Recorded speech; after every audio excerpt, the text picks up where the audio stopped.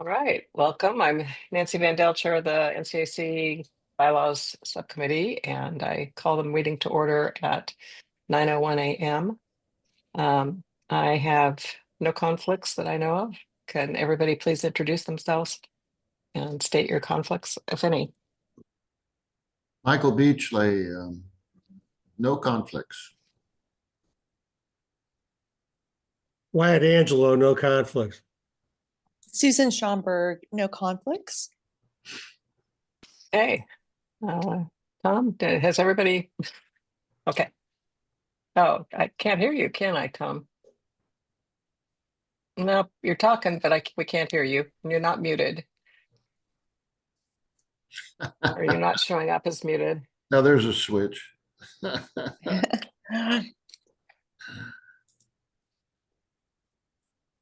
So headphones. I think, No, yeah, not there, Tom. he's coming back in. Yeah, okay. So in the meantime, I did put in a new agenda or an updated agenda on the site, which we'll go through in a moment. Mark requested last night to attend and present or get some input on an item on policies on handling requests to speak at meetings. So it's something we have in the bylaws, but I'm gonna, okay, here.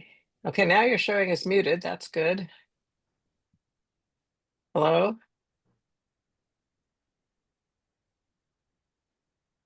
Nope. Nope.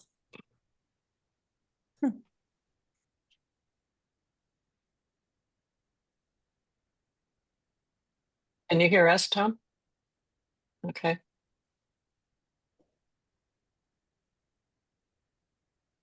So since you can hear us as you're figuring it out, I'm just gonna mention we've updated the agenda. Mark requested some time to talk about some recent requests he's getting to speak at meetings and look at policies and procedures around that. So I've put him on the agenda after Sarah, who I just have as a placeholder anyway. So I'm going to go ahead and go to the agenda.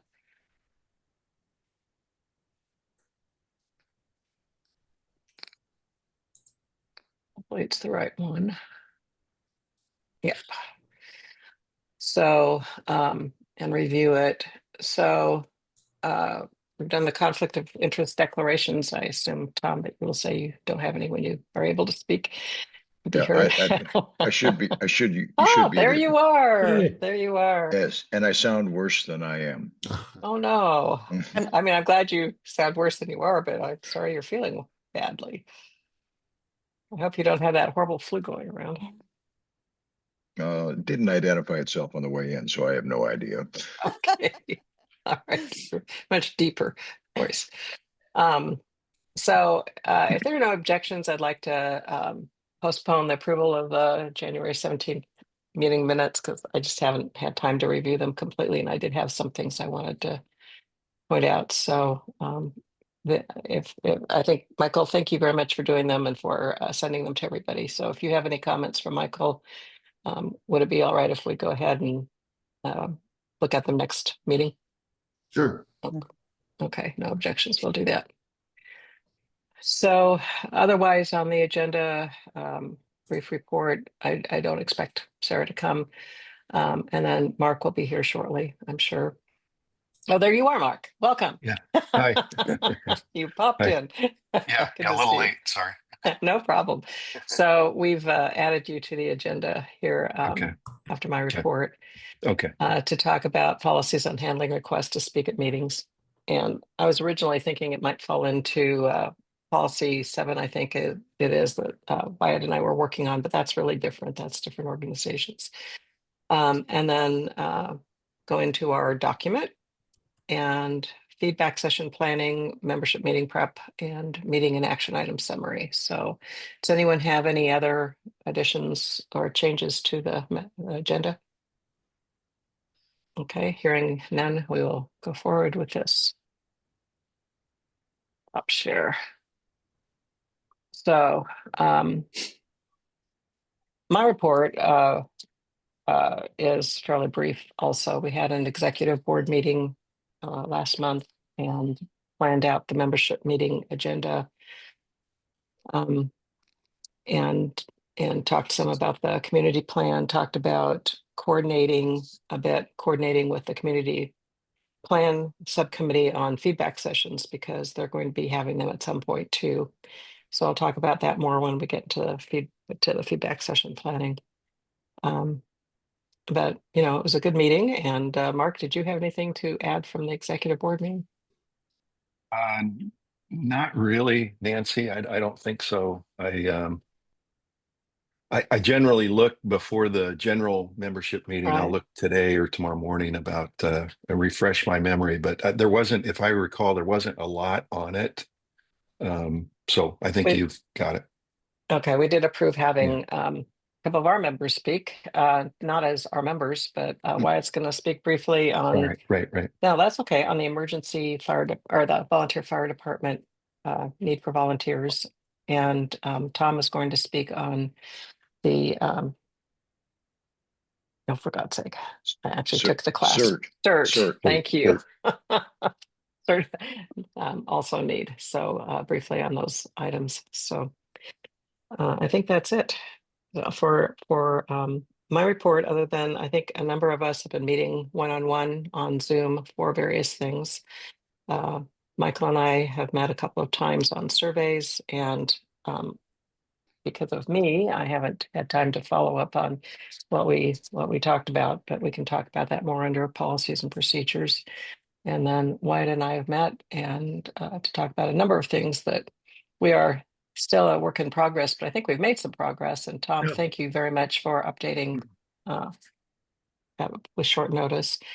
And Susan and I met and discussed the monitoring task force. And I think Susan, you forwarded, and it looks like Tom got all of that information in for our discussion later too.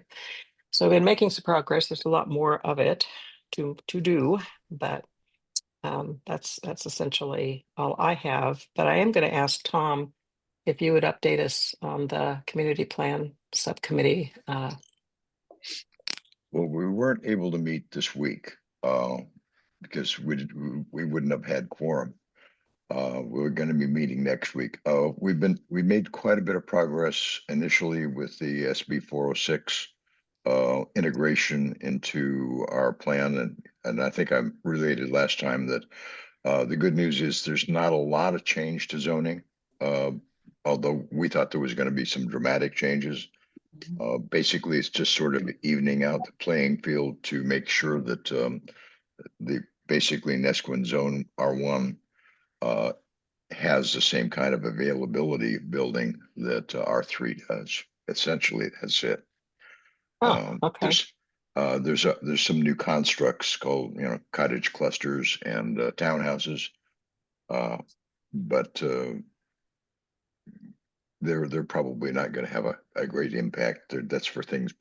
And the thing to be emphasized is the zoning changes are everybody who currently has something is grandfathered in. So there's no retro changes required.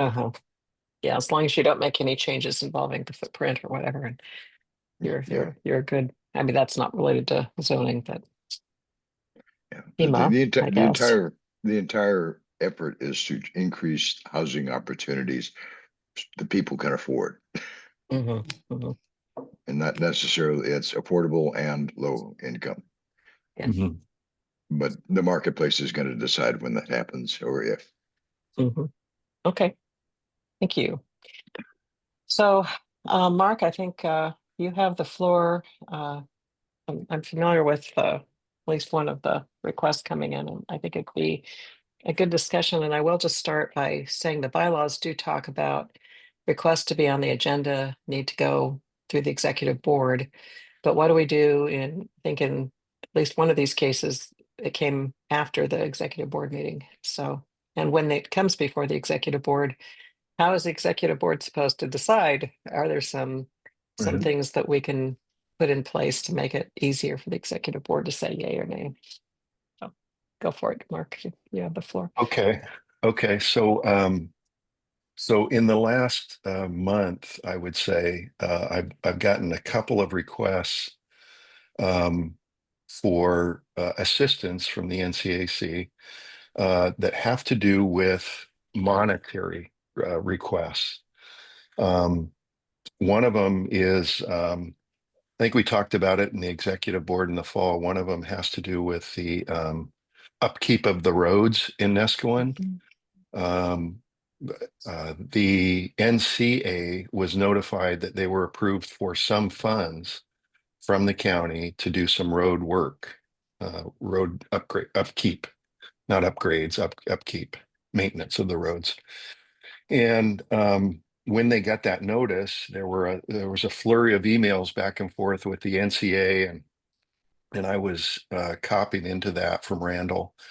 And so I responded to them, to that group, by saying that we had discussed this in the fall in an executive board meeting and took no action at that point, and that we would talk about it at our February executive board meeting. But basically, what's happening is that they're trying to raise, I think it's $25,000 in local funds, donations, to offset some of this cost. The county's going to put in, I can't remember the exact number. Maybe it's 50,000. I don't know that I think number. that was about that. exactly. Yeah. Okay.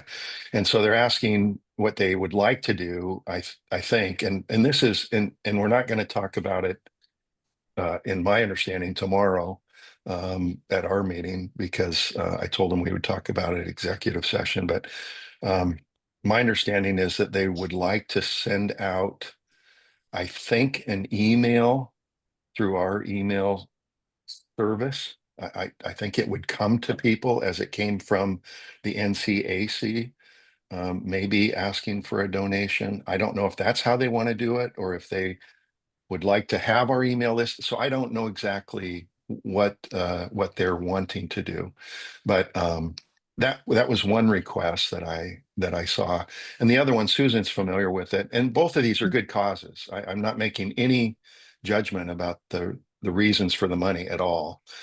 My only concern has to do with process and precedent and procedure. That's all it has to do with. And so the other request, another good one, is and Susan, you can chime in. I'll try and summarize it. But Sure. we have Dustin, who delivers mail in Nescoin, and I believe he's on a contract with I'm not sure, maybe USPS, and the contract is really low in terms of the financial amount that he gets to do this job. And my understanding is that he has to use his vehicle or vehicles to do this, and then there's a lot of time, more time. He's basically putting more time and wear and tear on his vehicle and gas and things like that, and he's just not making ends meet financially. And so the request is to raise $5,000 to give to this to Dustin. To allow him to do his job to deliver mail in Nescoin. So Susan, is that Yeah, sort of and it's correct? basically Okay. for servicing his vehicles, Okay, new okay. tires, brakes. Okay. It's for vehicle maintenance, not for salary. Okay. Because otherwise he may have to stop doing it, which would make everyone who gets mail in Nesquin have to drive daily to Cloverdale. Right. So that's the let's see, I think it was maybe Biff wrote the letter, Susan. I Yeah, read it. Biff Schlichting. Okay, Biff wrote the letter, and Susan forwarded it to me, I think yesterday, and I read it. And I shared this with Susan, who emailed me that, my concerns, just what I've stated, and that could this wait till April? And Susan said that she thought it could. And so I think this is another item for us to not discuss tomorrow, but to put on the agenda for the executive board meeting in February. And in my opinion, I think there are two kinds of requests that we're seeing. One is what I would just call a PSA request, public service announcement. And I think that Tom and Wyatt's requests fall into that category. It's just that we're looking for CERT. Is it training or CERT materials? And we're looking for firefighting volunteers or firefighting support. Those are PSAs that I think are pretty straightforward. And I personally would feel comfortable in creating an item in the agenda of our general membership meetings for announcements. And that's what those would be. Now, when money's involved, it's a little different to me. And I guess personally, I'd like to see us have a policy for how we deal with requests from the NCAC that has to do with money. Even though we're not collecting it, you know, even though we're hands off in terms of having anything to do with the money, because it ties our organization to that. And, you know, we've got 2 requests that are good requests, but we may have other requests as well, wanting us to put something out that's having to do with money. And that So third area, I that's, think, uh-huh, Mark, was when yeah, we got a request late before the December meeting, or no, the October meeting, I guess, to talk about the ballot measure, the Tillamook County yeah, ballot right, measure right. for funding That's too. another And one. so that's Right, another, right, you know, campaign right, kind of request, which is another category. right. So you're right. I think the sort of the, I don't know if I'd call it political, but voting or ballot measures, that category is one we should have a bylaws. I think some direction on for the officers and the executive board, and then money. But honestly, the PSA could be just a real quick, you know, we put in announcements and we make it clear to the membership that these announcements have nothing to do with political action or financial. They are just public service announcements. That's my opinion. So I think that's one area is executive board meetings, and then another is, you know, could we put a PSA bulletin board type thing on the website? And I think we've Right, talked briefly about that in right. the board meetings as well. And what would be decided, who would decide, and would that be part of the secretary's job to bring to the board, or your job, Mark, to Mhm. bring to the board? Yeah. So I guess what I would suggest is that since you're not planning to actually bring these up tomorrow, we don't have to weigh in on the particular requests, but maybe we could assign a couple of us to work with you on coming up with a policy and or procedures. Tom could decide how it falls into that, but Mhm. because it and then we bring it to our larger group. I think it falls into some of the things Wyatt and I have been working on.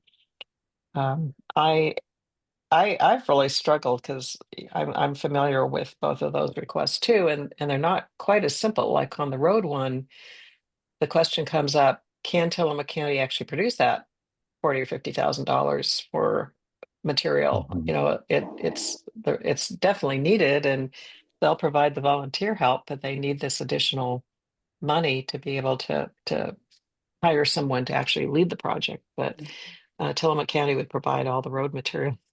Uh, but you know, they haven't even been able to come up with $300 that they've promised us for each year for Mhm. communications gears. So can they really? And so I think there was some follow up, and it becomes a little more complicated if we're attaching our name to it, or maybe we're not. Maybe we have something on say a bulletin board page on the website with announcements where we say that the NCAC is only providing the resource, but we're not weighing in on, you know, we're not endorsing or something like that, some kind of a non-endorsement.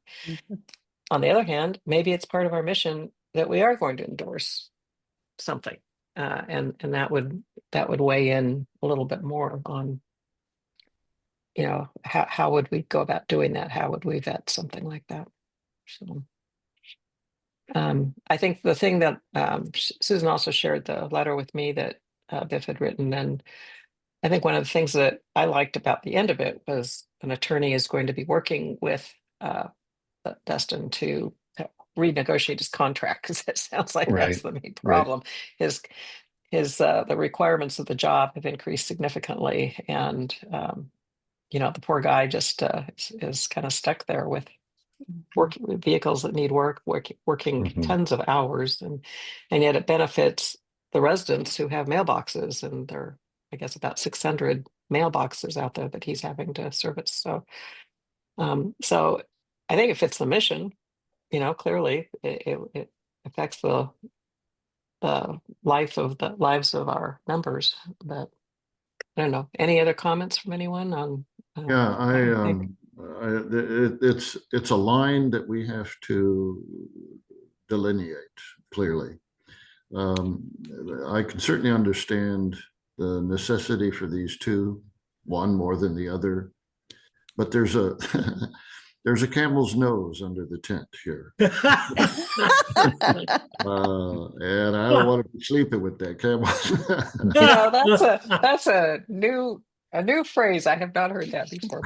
Oh, Well, that's an old phrase. It's an old phrase Okay. with a new twist. But it's so accurate. I mean, it's such a great metaphor. The thing is that, you know, we are functioning in that gray zone that is similar to an incorporated town without the incorporation.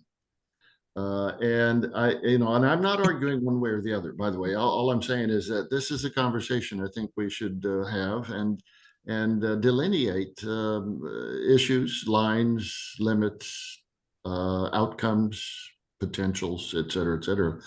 And because it's a worthy request, Mark, but it needs to be clarified, I think.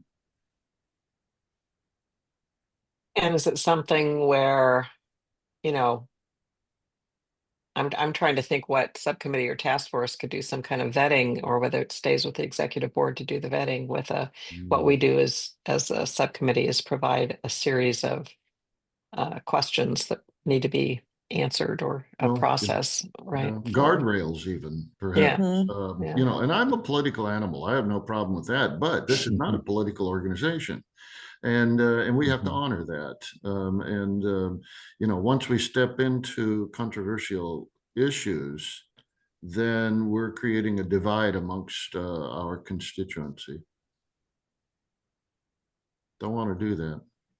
Well, anything that's decided that has to do with money, I agree, has got to go through the county first. They have to vet our rules. We can't possibly do it without them, because In we terms are of the process, you mean? the process, because we are a creature of the county. Well, the other aspect of this is that it's not just the request that's currently before us. And I think Mark has hit the nail on the head in the sense that he's worried about what comes later. And there's a difference between something that involves the county versus somebody who's raising money for, you know, Ukrainian relief or anything of that nature. And how we as a committee are perceived as sponsoring the request versus passing it on, I think is going to be a critical point. So it needs to meet the think about- mission is basically what you're Yeah. saying, Wyatt, right? That needs to be something of direct relevance to the county, as Yeah. opposed to your Ukraine relief or Gaza relief or whatever is a great example of where we can say that won't apply. It doesn't apply to our mission. I was just thinking you know, Mhm. in the summertime in July, the NCA has a big golf tournament that raises funds that benefit the community. And I would imagine that that might be another request coming up to say, hey, if anybody has any donations or things that they would like to donate for the auction, which then generates money for the community, that potentially could be another thing that comes to Mark. I guess I think about it in terms of our mission. I go back to number 2 in the bylaws, and I look at that, and I just think I think that the community would like to. I'm not sure how the community wants to see us. I think that we get these requests because we have maybe, I guess maybe 700 email addresses for the NCAC, and it's kind of a big deal about what is our mission here, and are we going to be somebody that just does everything the community wants us to do, or are we going to stay true to what it is that we are supposed to do. Yeah, you know, are we going to expand that? And so to me, that's the big question. It has nothing to do with the requests, but it has to do with how the organization functions and the limits that we're going to put on the organization in terms of what we're going to do. That's to me what the big thing is. And I agree. I have a list of, speaking of the county, I do have a whole list of questions to ask Sarah. I'm kind of holding them to when I can send them to her and then set up a meeting, because I don't want to just send them one at a time. And this is one of them. Wyatt and I had actually several that came out of our discussions on some of these similar kinds of issues. And there are others. And Michael and I had some questions that came out of our meetings on surveys as well. And I mean, everything we do, she needs to weigh in on. So do you get a sense that maybe she's not quite as busy as she was during all the FEMA stuff, Mark? You know, I don't know. I think she's still pretty busy. I'm sure she's Yeah, busy. I think she's Yeah. still, I have not talked to her since we met in January. I haven't talked to her since then. Okay. She's still Well, busy. Yeah. yeah, yes, I'm sure she Yeah. was just even more incredibly, yeah. So how about, would you like to continue discussing this, or shall we agree that Wyatt and I'll take it on and bring in something back within a week to send out to you guys, and then we can talk about it at the next meeting? Or is there somebody else who would like to um, replace one of us on that effort? And as long as Mark is not a subcommittee member, he's not, then we can also meet with Mark on it. So Yeah, it could be three of us meeting. Okay. Any objections if Wyatt and I just continue in that area? No Okay. objection. And then we'll put it on the agenda for next meeting. Okay, thank you, Mark, for bringing that up. And Yeah. and it sounds like we'll be okay for tomorrow, at least, not having to rush something through, which is always better. Can I just ask a question? So Susan, I know you mentioned maybe public comment. Have you communicated that we are going to address this at an executive board meeting? to With the folks group who that I'm drafted- working with? Yeah, yeah. No, not yet. I Okay. wanted to go Okay. to you Okay. first, Got it. define Got what it. the protocol was, and then I'll report back to the Okay. people working on it. I just Okay. wanted to make sure that we Yep. were towing the proper lines. Yep. Okay. That sounds perfect. We will talk about it at the executive board in February for sure. Okay. Thanks. Okay, thank you. And if anyone's interested, it's an interesting note. I'd heard something about Dustin's issues before, but and I think it made me more leery about bringing up something where it's really seems like it's the responsibility of the Postal Service to make sure he's compensated. But on the other hand, the way this is written, with all the struggles and all the things he's having to do, the real question is the impact it's having, not on Dustin so much, but on There's the the community. membership. Yeah. So I think it really fits.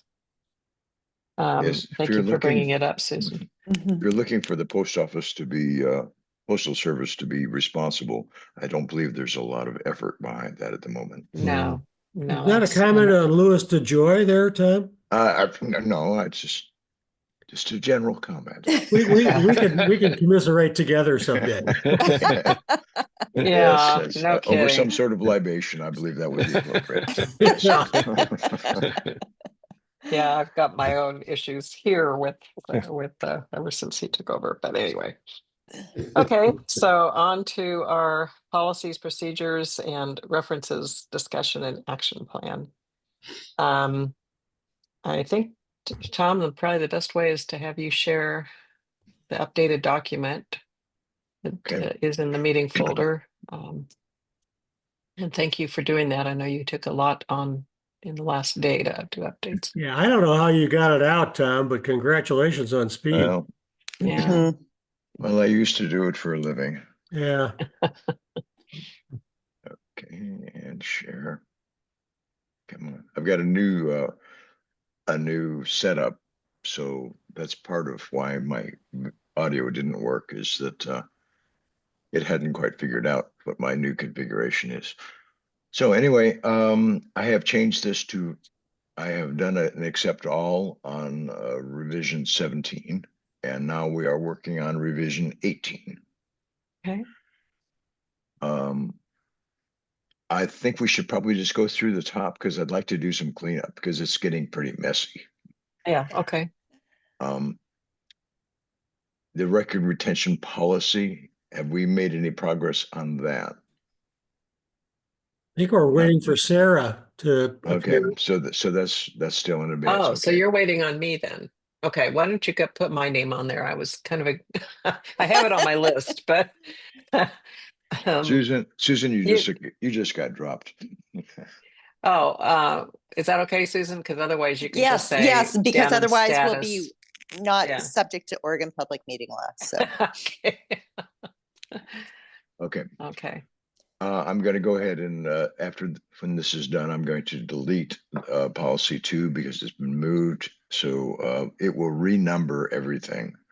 And apologies for that, but that's the way it is. Yeah. I'll probably do some cleanup to accept the new numbers.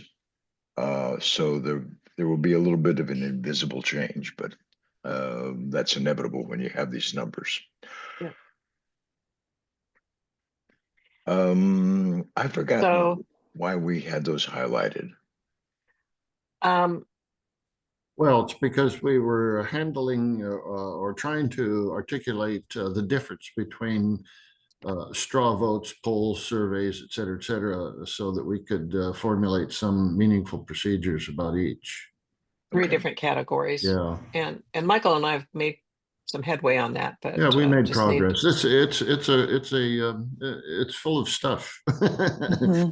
It's an important kind of a thing. So yeah, we'll Okay. get it. Okay. In fact, it was detailed enough. I actually recorded it locally so that Yeah, we could get yeah. it correct. And I Yeah. need to go through the video and get it updated. So We met with Nancy's sister Lori, who's very much on top of this business and deals with it professionally, and she is very sharp in pointing out things to us that we really need to point on and be aware of. So it'll be good stuff when we get it out there. yeah, I finally dragged her into the NCAC. Yeah, right. She got looks out like quickly. I think I may have erred here by doing an accept all too soon because it's not highlighting what's changed. Yeah, I was kind of wondering. Okay, if I go back to the old one and we'll just.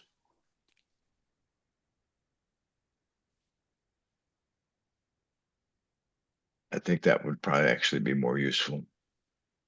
I think you need to share the old one because you're still. Oh wait, no, it did just change. Okay. Well, what you will see is the other one. After this is done, I'll do an accept all and then go on from there. Okay. Okay. Okay, so this is the original 17. Okay. Yep. We reverted to 17 just for clarity of what's changed.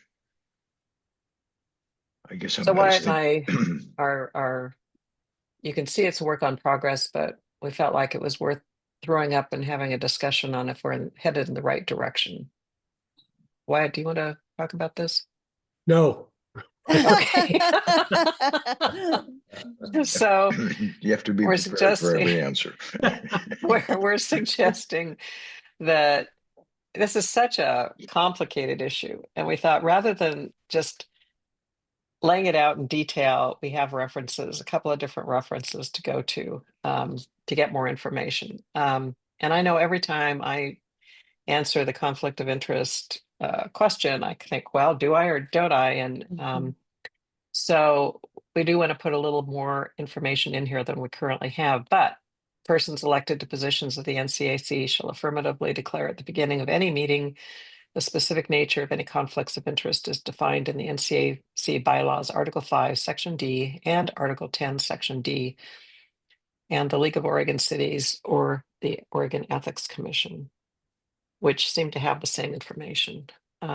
So things we want to do is, and Wyatt, I'm going to ask you to talk about this, but there's a difference between bias versus conflict, and try to define that a little bit to help people, and have some examples, probably in, not Tom, I don't know if it would be in policies, procedures, or have a reference section on examples of potential conflicts versus not conflicts, or whether we just refer people to a training document.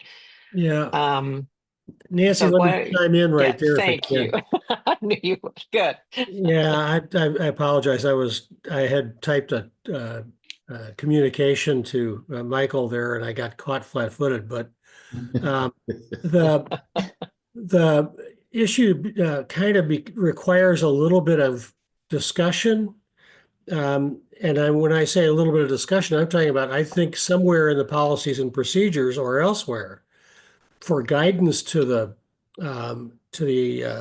executive committee or board about what is a bias and what is a conflict. Everybody has a bias who asserts a position or votes on a position. That is not necessarily improper. A conflict is a person that has a bias that we deem to be improper. And it requires a little bit more of a kind of a nuanced approach of putting something in for guidance to the executive committee than a straightforward, this is the procedure, you follow the procedure, or maybe an expanded policy. But we're kind of looking for thoughts from you folks as to where we would put this and how we would incorporate that discussion into the policies and procedures. You know, thinking about this, one of the things that I think we might butt up against is that if we start listing potential examples of a conflict, that may help in some certain circumstances, but in others it may hinder because we didn't list something.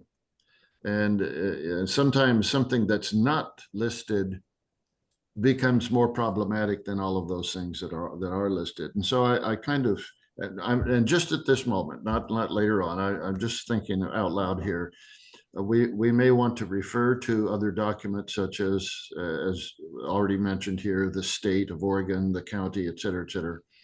Or we may do just general principles of conflicts, such as monetary gain as a result of these decisions, or some other privilege as a result of these decisions, and so on, and kind of leave it in that general vein. Yeah. Does that make sense? I mean, Yeah. when you start listing examples, then there's always folks who say, "Wait a minute, I'm not on that example, so I must be okay." Yeah. It's that kind of thing. Well, And if you Michael, say actually, plus others, that's a well-founded principle of statutory interpretation. Where the statute is silence, one can sometimes create an inference from its silence, and that's something that is kind of dangerous because it leaves open a big door to run a camel through. Yeah, there you go. The whole camel. Next thing you know, there he is. So maybe some brief things of considerations and then references to the Yeah. document. I remember when our son was in 5th grade, we had some kind of a PTA evening event at the school, movie night with the PE teacher was doing games with them. And at the beginning, he had all the kids that were there, like a couple hundred, I think, that were lined up on the playground. And he went for at least 10 minutes going through all the things they cannot do. And we said something to our son, and he says, yeah, he always does that, because if he doesn't, and somebody does one of the things he didn't say, then they can say that they didn't know he didn't say it. So, wow, okay, they're very literal, but apparently adults are too. So, but I think there are a couple of things that might be helpful in terms of like bias versus conflict, and that money or some kind of concrete reward is out there potentially. And then this disclosure issue, like part of it's just disclosing that you have it.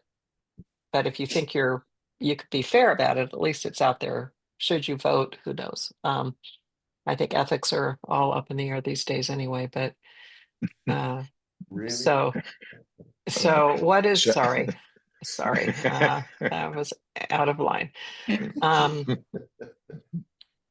So do we want to have anything where, is there a process for the NCAC to judge whether a stated conflict or lack of a declaration would disqualify the individual from participating and voting on the issue?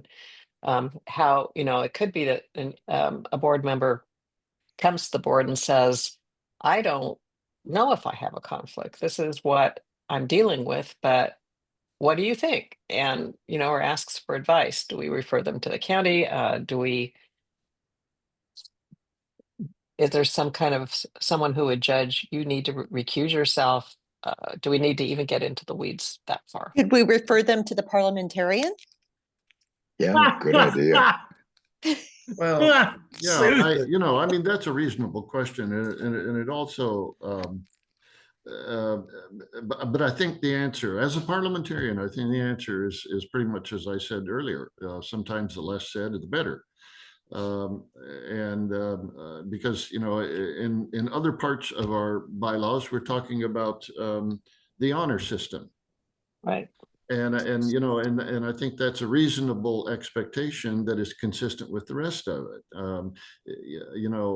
We could list, for example, decisions that would benefit me and few others, for which I am in the position to make a decision. Now, I mean, that's a conflict of interest, or something that a general like that we could put down, but then not go very much further than that, actually. Well, as humorous as it was, I thought Susan's suggestion had some merit for discussion, because persons who recognize that there may be a conflict in advance of trying to make a decision on voting are often ignored in the sense of trying to find out whether they really have a conflict or not, and creating a resource for persons to ask the question in advance rather than have it come to a head at a meeting may be something we want to consider. I can just tell you that the Bar Association in many states has an ethics committee that lawyers can submit ethical questions to before having to make a determination, which may get them in ethical hot water. Yeah. And so I think there's a basis for a little bit more of an expanded discussion on that issue alone. Well, let me pose this possibility then. Again, as a parliamentarian, it is easy and also responsible for the parliamentarian to render a judgment or decision on the basis of procedure, and that's not a personal decision. That's just simply a rendering a procedure. But as a parliamentarian, I have often asked to join groups that are doing work very similar to this group. That's not uncommon at all. And the desire there is to get the parliamentarian's perspective on making decisions rather than what is the right decision. So again, it's focusing on process and procedure. And I can do that. I mean, I'm comfortable doing that, but I'm not an attorney, and I absolutely will not, give answers or directions that to me seem to be attorneyal. Is that a good one? Yeah, please make sure that appears in the minutes too. Yes, attorneyal. Well, You're absolutely right, Michael. I think that's true. You can be processed, but yeah, that would really put you at risk if you made Sure, a yeah, legal yeah. type of judgment. But to help somebody, who, and I get calls from, well, you folks know I've been a parliamentarian for the Faculty Senate for almost 25 years. I get calls on confidential basis from faculty members who feel they are aggrieved or they have a problem or something. And my first comment is, I don't have the answer for you, but I can help you organize your thinking about it. And that's I think a responsible thing to do. It's a helpful thing. It's not a decision-making thing. And I'm kind of strong on that position. So if Susan, I understand what you're asking, and I think it's a good question to propose. If you want to do that, I think it has to be clarified that I or any parliamentarian would be involved only in the process of assisting in making decisions, but not to make decisions. There's a line to be drawn there. Okay, sounds good. I have a question. Oh. I think we're making it too complicated. I think conflict can be simply defined as an economic interest which conflicts with the object of the CAC. In other words, Article 2 of the CAC. But is economic the only line there? What else is there? I can Political name decision, one. moral Okay. decisions. Or- If your wife wants to do something, it's not maybe economic, but it's based upon your personal relationship. What does that have to do with the vote? Because if in fact it's my sister who's advancing a position before the NCAC, it may not be monetary, but I'm just going to support okay. her regardless of the merit, then it's not just monetary. So, And I think that's Mhm. going to be an obvious bias. That's a bias, not a conflict. Yeah, Mark's got something. I can see it in his face. Yeah, So- go ahead, Mark. So I, as a school board member, the state legislature a few years ago passed a requirement that school board members fill out and it goes to what Tom was saying, sort of a financial report, because school board members are voting on school levies and school bond projects and all kinds Yeah. of things like that. And so each spring we have to fill out a pretty extensive report on finances, and it does go down to the level of family members, whether they benefit or would be seen to benefit from any of the decisions that you vote on. And that's through the State Ethics Commission. And I have to say that, so that's one comment. We do that, and the State Ethics Commission has been good. I had some questions about my financial statement just because we have an apartment and a person that rents it and so on, and it got a little sticky, but I got clarification from them about that. But when I was, I think when I was elected as the president, at that time we had a STR in our home, was listed on the STR listing. And I contacted the State Ethics Commission and asked them about that relationship. I was going to be in this position and I had an STR, and at that time the STR issue was pretty pretty hot in the community. And so I got some direction from them on that. And so I don't, I think that, I guess my comment would be that I think that as a CAC officer, you might, and maybe this is a question, I did it because I had a relationship with the Ethics Commission as a school board member, but would, could we, I mean, maybe it's a question for Sarah, but could officers refer questions like Wyatt said to the Ethics Commission in advance of what they might see as perhaps a conflict? So. So how did you do that? Was there do they have like an email that you Yeah. send in a request, or do you Yeah, call? I did. And Uh-huh. it was by email. I had emailed back and forth with them, and I was pretty clear when I emailed them about the STR question and my position as an officer. I Mhm. said, this is totally separate from my school board position, but I want to ask, and they did answer my questions. So, Mhm. and Oh, Tom, that like sounds you great. said, it had to go along financial lines. Uh, you know, if you were going to benefit financially anyway, you're right, kind of about that. So, Mhm. but No, that that might be a sounds resource. really, yeah, that sounds like something we could, I'm taking notes, that we could Yeah. add into. So when you go into this reference, Chapter 8, Ethics, Conflict of Interest, and I don't know, Tom, are you thinking of having some of these things hyperlinked? Because I think I had put the link in when I sent this to in the document, but there's a better, it's very legal, but there's a training document that I had found several months ago that's more clear, that takes you through different scenarios. When is it a conflict and when is it not? And it's something that I think the League of Oregon Cities may have done, but it was a much more user-friendly document that might help too. So I was gonna get a link for that. It's an action item. Those are the links that I've established so far. Great, thank you. Yeah, that's it. Because I That one, couldn't that have a one, and link that going one. directly to the page, but yeah. Yeah, links. You have to default to the root because they get Right. frequently reorganized or unorganized. So you have to Yeah. go to the root on those. Yeah, sounds good. Thank you. Okay, well, some really good thoughts on this. I think we need to move on, but did anyone have any, are you thinking, so we'll come back with more by the next meeting, if Okay. that's okay Okay. with our, Yeah. with this input's been great. I'm still working on 5, 6, and 7.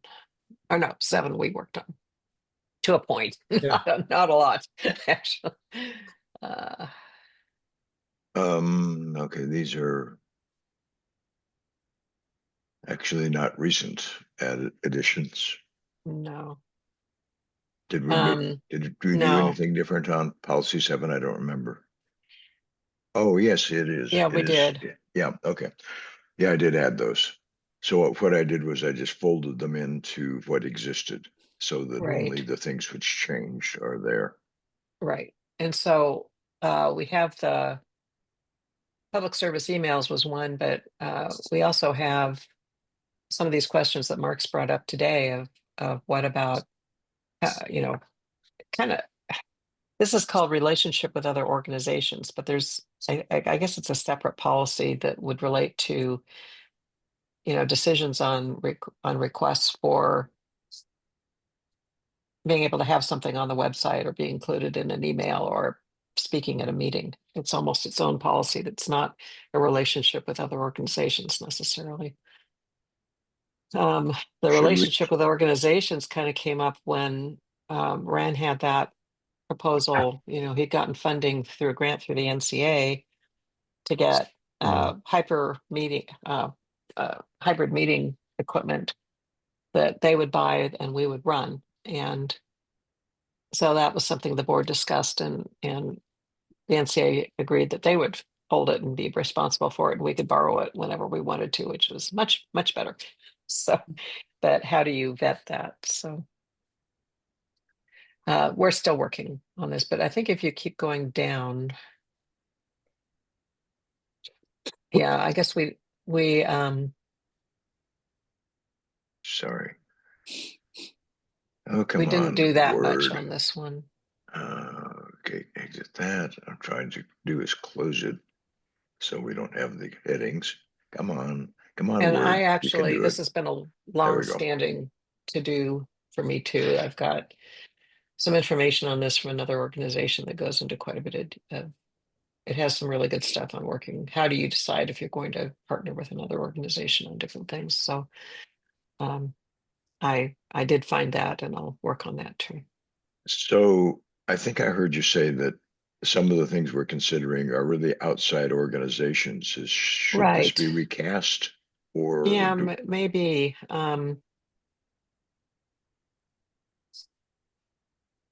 Or have two separate things. responding to requests for,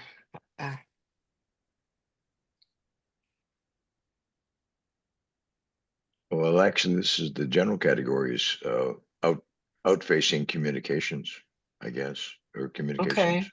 Jeez. okay. Sounds good. That's why you're the editor, Tom.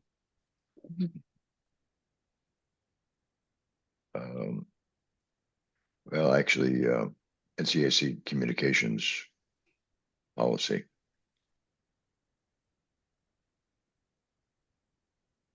Okay.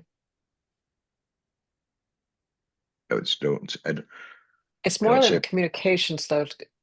Possibly, if it's getting into the kinds of things like Mark brought up today, of if we're putting our name on it, even if we're just sending it out, can well, we that's send it out in a way that's Mm. clear? I guess it's part of that. Yeah. it is communication. Yeah. Okay. I think that's a general, that's inclusive of those. Anybody disagree? No. Okay. Yeah, because I don't see us actually partnering. I guess that request on the hybrid meeting stuff was almost a partnering situation, but yeah. Yeah. Okay. Oh, sounds good. Okay, we finished that one. Outreach communications. We covered that one. Do we need anything more work on? We still have the physical posting. Do we say physical posting in the bylaws? We do. I think let me go back and look though, because I think we sent that back to the PPNR. Because before it said you had to have it physically posted for each meeting, and no, we did change that. So Yeah, didn't we change it to where it's kind of a posting for all annual meetings? So it lists the meetings on one sheet and you don't continually post it? The bylaws say posting. It doesn't say what posting means. Right. I think we were leaving that to the policies and procedures. Yeah. Um,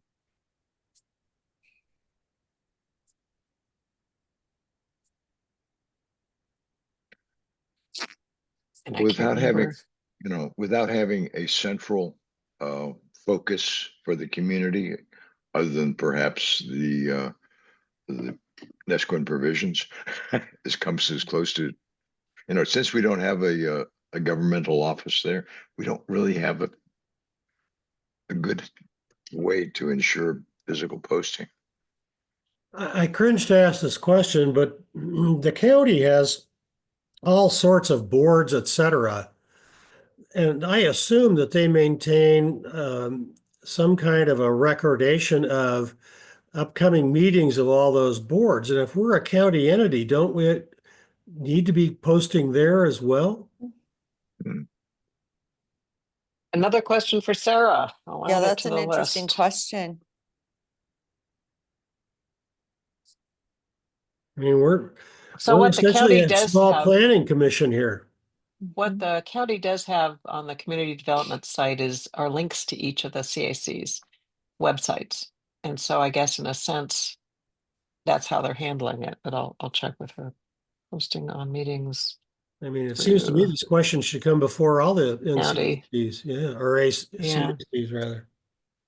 I'm gonna guess So they're not gonna want to do that for financial reasons. Monetary reasons. Yeah. So under Article 7, Section C, the Communications Task Force, we have physically post information about the NCAC periodically as described in the PNP.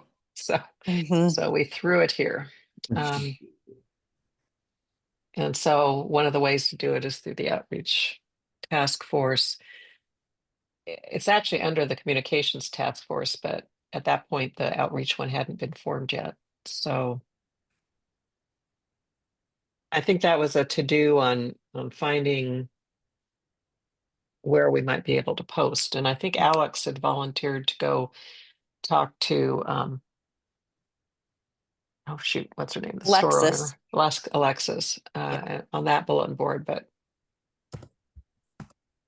do you remember, Susan, what we had decided to do about finding different places to post like an annual thing where this is the NCAC and this is our website and here are our typical meetings and, you know, blah, blah, blah. Just something Yeah, I pretty think short. the point we've gotten to is right where we are in the yellow, where we kind of brainstormed different possible places, but we hadn't taken any action as to following up with the various, well, some of the things we can do on our own, like the South Beach Mail Shelter, and Missy Moss has resigned from the golf course, so now I can't ask her anymore.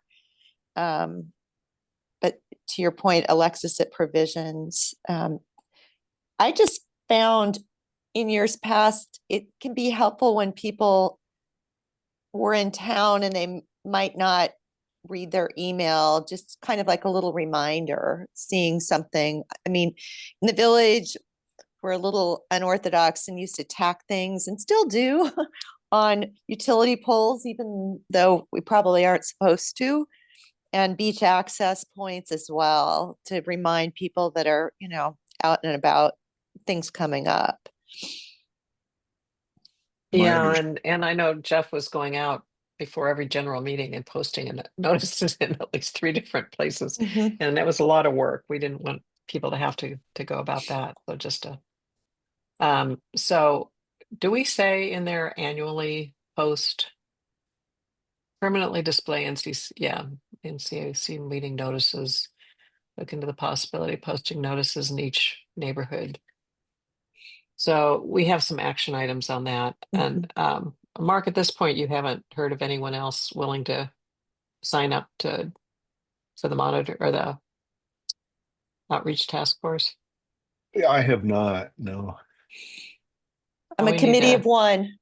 Yeah. Yeah. So you're a task force of one. Yes, And we need to. right.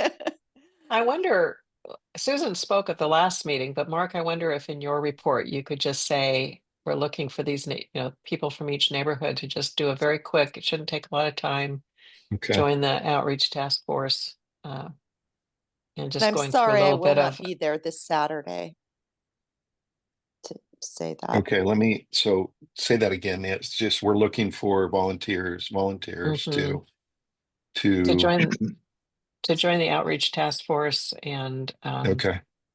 just to What be a- able to reach and What increase about membership. what about Go ahead. advertising a specific informational session so people don't have to make a commitment to volunteer when they show up, but just find out about it? Because there's going to Yeah. be a barrier of not knowing what it is before you volunteer for it. So I think you might be well to do an informational meeting on what it is. You mean a separate meeting and not just in Just the middle of a general meeting?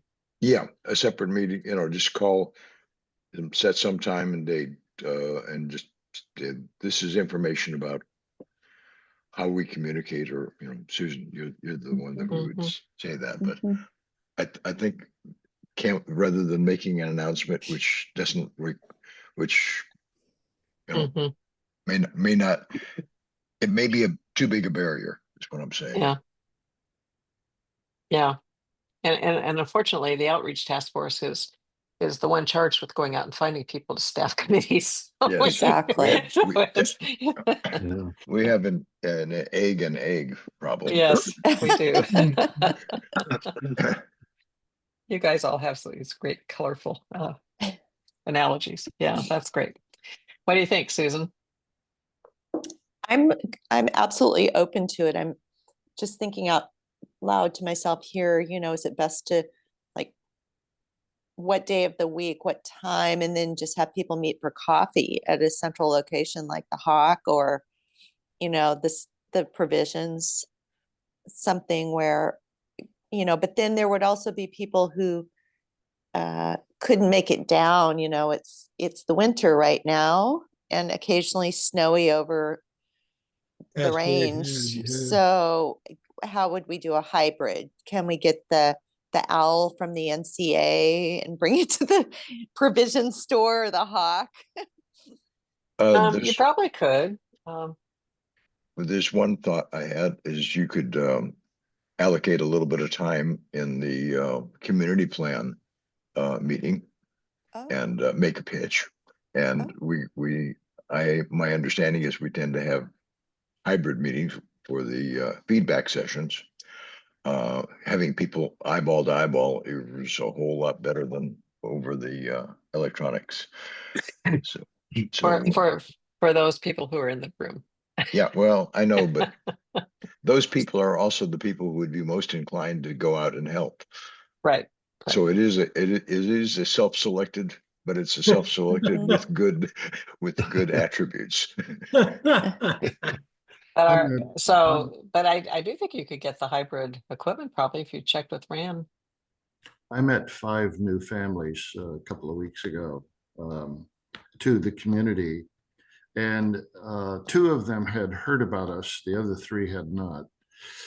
And I shared with them that they are members if they choose to do so, and they have a voice if they choose to use it. And these issues that we talk about are their issues if they choose to recognize it.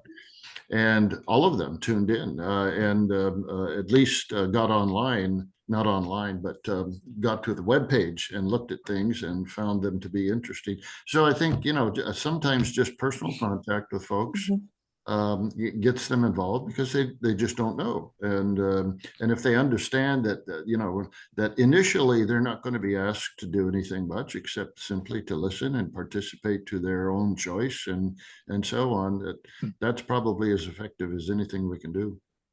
Especially where did you meet them, Michael? Were you out walking on the beach? Yeah, it was out on the beach and or along the road when I was walking the dog, like that. And they're there, and people are they're fairly new to the village. Well, actually, to Nesco in itself, South Beach, and they're interested. They spent a lot of money buying their property or building or whatever, and it's theirs. And sometimes that's just all that's necessary.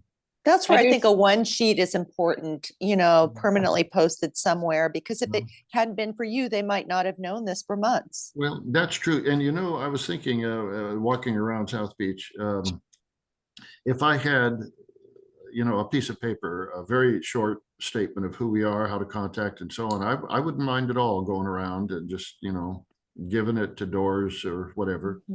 It's easy enough to do, and that will result in somebody saying, "Oh, I got to check this out." I wonder even if the store or Hawk Creek Cafe or whatever might even be willing to take a little sheet that is nicely printed or something about, do you know about the NCAC, and that people could take with them with the website on it. Yeah, That'd that's be it. interesting. Yeah. Anyway, we're doing their work, but now I think you're right, Michael. I think just the contact. So, well, if you come up with something that is simple and small and easily handleable, Susan, then if and whenever that happens, let me know, and I'll take a bunch of them and just formally do that. Yeah. I like to stop people and talk to them about their. Oh, I do. Yeah, I do as well. My last conversation with someone was an interesting one, and that is in South Beach. There is, I'm trying to remember the names of the streets, but I think it might be Proposal Rock Drive. I don't know, but it goes directly west, and then it tees with another one right there along those houses on. And there is a sign, a blue sign at the end, at the T that says turn left to go for evacuation route. And then you walk about, a quarter of a block and there's a locked fence. Okay, put those together and I'm thinking, what the heck is that? That's the evacuation route and it comes to a locked fence? That wasn't thought out very well, was it? So in a mad scramble, you're going to have a big pile of cars right there, and a tsunami on its way in. That's got nothing to do with what we're talking about. Okay, but it is interesting, So something something to maybe report to. I don't even know who. Well, But- that's one of my concerns. Right. Who do we talk to about that one? Yeah. That should probably be in the monitoring task force reference list is, Hmm. I'm just thinking out loud here. Well, I So asked, I'm gonna- I asked one of the people who live right there. He said, "Oh, I thought about that too." Well, a big truck will just go right on through that. Unless it's locked for some other I said, reason. But "Okay, anyway. Bubba. All right, Bubba." Okay, so Susan, I know you're gonna be doing some traveling, but Mhm. we need to get you at least one or two people somehow to help you with this. So Spread the word. right. I mean, I'm just wondering if we set up a separate meeting, if people would come without knowing why they would be coming. So Mhm. I don't know, Mark, use your judgment if you wanted to say something tomorrow about it, or we can Okay. keep going. Okay. Okay, honor system for voting. I think we did this, right? Yes, actually, I think that what's in turquoise here is not actually necessary because that's already been defined. Yeah. Okay. Right. But you weren't here last time, Wyatt, so I didn't want to delete it without you saying, yeah. Okay. Tom, you have my absolute permission to delete anything I've ever said. Oh, don't give me too much power. Go ahead. Okay. And I don't know what addendum to the agenda means. Oh, yeah, that has to do with the, Yeah, we actually had a paragraph. yeah, it's in the procedures. Okay. So I think we're done with this one. It's just, I think we don't need this anymore. Mhm. And I think you're moving the whole thing to procedure because the we'll bylaws, other than that the chairperson shall state the qualifications, and that's in the text below. So okay. I think we're okay with that. And if I can say we've approved, anybody object? This is what we're approving. Just a single paragraph. Yeah, I think it makes more sense, Tom. I'm just reading the bylaws to see if there's any duplication here. Would you scroll up once more, Tom? Sure. Um, Sorry. My only question is the very last sentence, based on the announced qualifications. We don't need to say what those are, correct?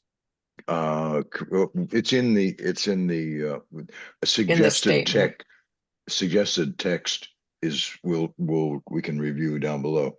Okay. So we have a script for whoever the president might or the chair might be. Yeah. Okay. That would be Mark. But and Okay. that'll just be a standard part of the agenda. I think that's good. I'm actually not seeing anything about any statement in the bylaws, so that's great. Okay. Let's see, today's, let's see. 7th. 7th, Tom.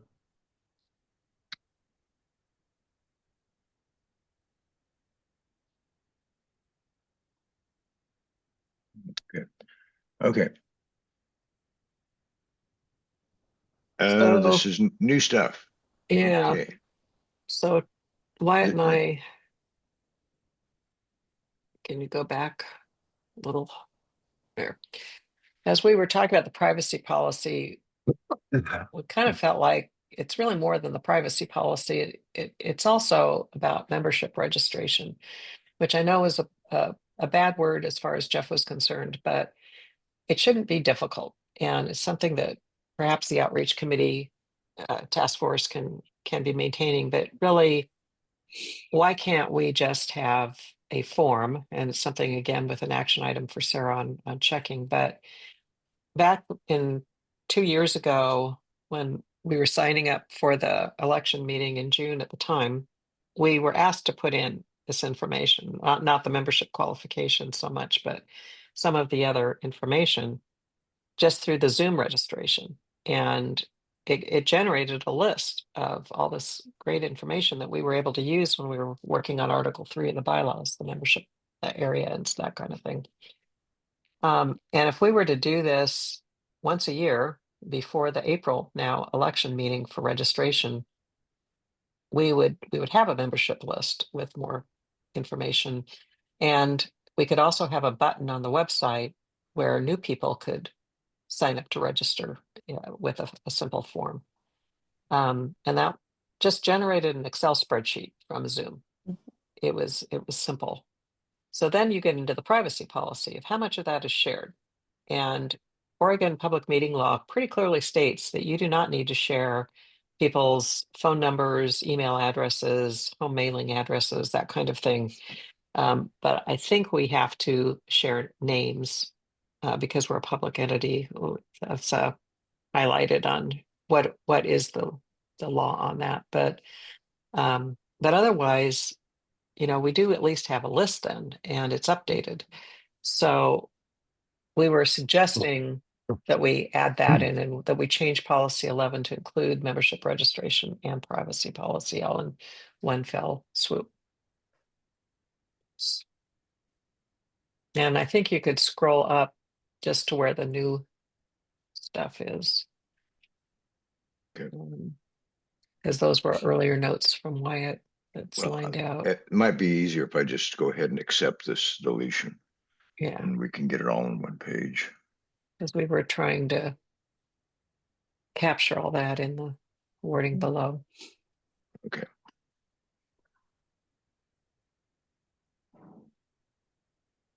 I don't know. What do y'all think? And obviously this will have to go before the board and Sarah, but this is just for you guys now.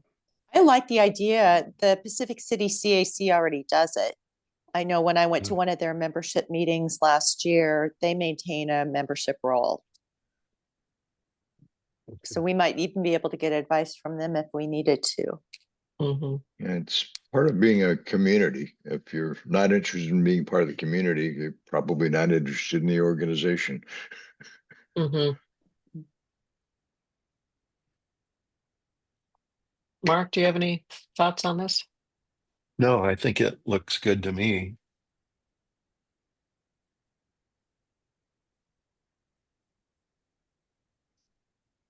So we'd have to talk with Gary about, setting up the Zoom invitation before the April meeting and then setting up a button on the website for membership registration or something like that. Well, as far as we're concerned, is this okay? I mean, or do you want to wait on getting more information or approvals? I guess if there are no objections, I think I'd like to accept this with the action items on there. Maybe also check with Gary on, well, that's just it. With all of these, we're going to be checking with board members. So, yeah. Do you have anything to add, Wyatt, on this? No, I think it's ready to be approved subject to those. Approved. I don't know what that is, but it's important. It's unique, Tom. Well, I try to be unique as often as I can. Means not repeating myself. Anyway, I'm for it. Anybody? No, I'm for it. I am as well. Okay, Go for it. great.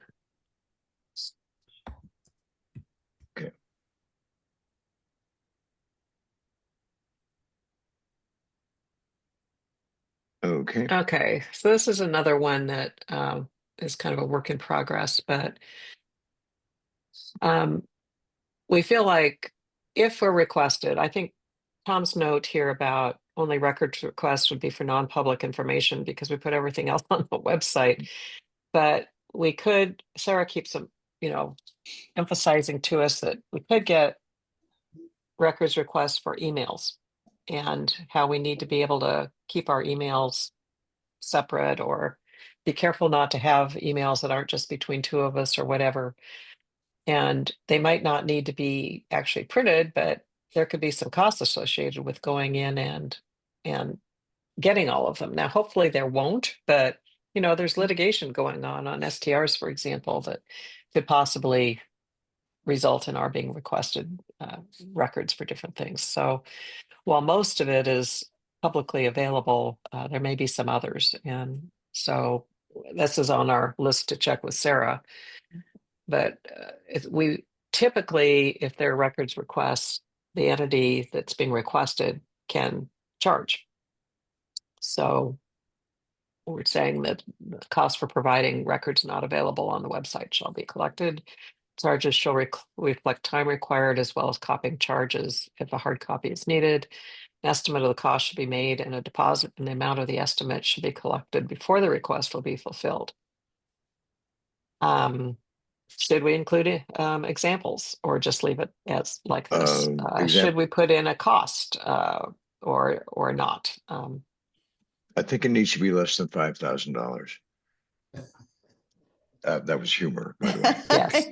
Yes. I for some reason, rattling around in the back of my mind, there was a provision that I had thought I'd thrown in there about the executive committee or executive board may deny any records request that they deem to be unreasonable and state their reasons for it or something like that. Because I think that's if somebody comes in with a totally unreasonable request, i.e., Nancy and I talked about this yesterday, we want your emails and we want the metadata underneath those emails. That's an unreasonable records request. Metadata can be collected, but it's very expensive and burdensome. So I think there has to be kind of an out where we say, we're not, well, or for instance, a request to the NCAC to provide Michael Beachley's emails. We've got to have something that's a safety valve there for the outrageous. Yes, your wording was great. Can you add that in, Tom? Yeah, you can just refer them to Elon Musk. Yeah, I'll do that. We're getting a field, but again, consultation with county council would be, required in those circumstances. But yeah, I'm being funny, but I'm not. Yeah. In this day and age, I think we're all aware of how private information, first of all, is everywhere and available, and secondly, there are people who want it. I'm starting to be more and more concerned about that reality. Okay.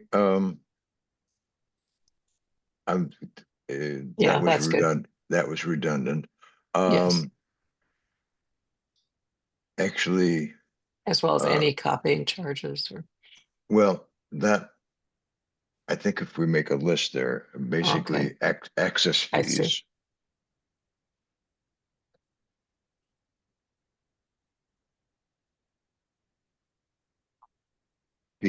Fees, not feed. All right. And any associated fee. Is that enough? No, I think what Wyatt was saying was adding something about acceptance or the executive board has the authority to reject unreasonable requests in consultation with Tillamook County Community Development Advice or in consultation, whatever.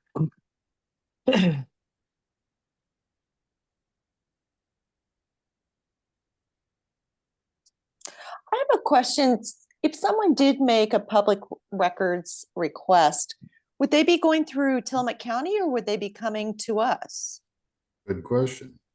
Because if they go through the county, then they would be dealing with how much it costs to copy, et cetera, and not us. And that goes back to the archiving too, Susan, about our records, because as a county entity, we are now warehousing or archiving our records in a completely separate place than the rest of the county. And I don't know how they treat the rest of the CCACs, but it seems to me that unless the county wants to provide that huge amount every year for archiving, we ought to be talking to them, but we were kind of waiting on Sarah to tell us what the availability of county archiving is. Mhm. Mhm. So in those cases, Susan, I think in many cases, Tillamook County would handle it and it would be their Mhm. costs and they would bill. On the other hand, if we're being asked as board members or subcommittee Mhm. members or whatever to produce emails or things that we don't publish, then then it could become our own But cost, our own time. those are private transactions, not NCAC transactions. Not necessarily. So like I kept a record of anything when we were developing the bylaws. If I got input from people about the bylaws or questions, some of them I posted on our Google Drive, and some I just have in my personal files, and I probably should have put them all out there, but there was a time thing. So I might have to dig into those files and find them. Does it make any sense? Does it have any value for us to simply defer to the county as a general policy?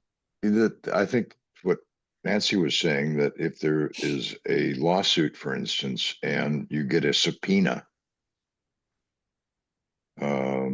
it's kind of on you. Well, true. I mean, yeah, I understand subpoenas and all of that, but just general requests from anybody, then does it make sense to just normally say, well, we are an arm of Tillamook County. Please go through Tillamook County. That would be my, if we had a reasonable archival system, as in the county owned it, that would be the absolute right answer. But we don't. I think Michael makes a good point. I mean, I think we probably should say something. I mean, we say in conjunction with Tillamook County, but maybe we should say something like primary responsibility for responding to records requests falls to Tillamook County. Do I need to put a modifier on Tillamook County? What is Community council? development, Tom. Community development. Yeah, because that's I think a stronger gatekeeper for us. Yeah, Mhm. yeah. And relieves us of having to make decisions that are legal or quasi-legal. Mhm. Tom, I'm going to suggest a little bit of a modification of that sentence as I read it. Okay. To be that the executive board has authority to reject unreasonable requests for records after consultation with, Okay. otherwise in conjunction with, requires us to get Sarah to sign on to the rejection. Mhm. And all we want to do is consult with her. Mhm. This is really a master's level course in organizational mechanics.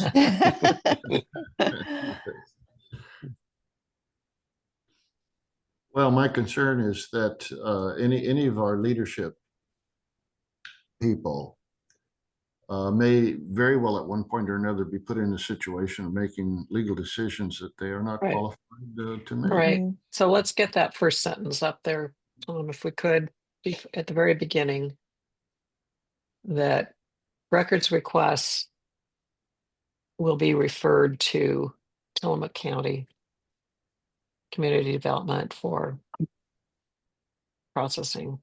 Mhm. And they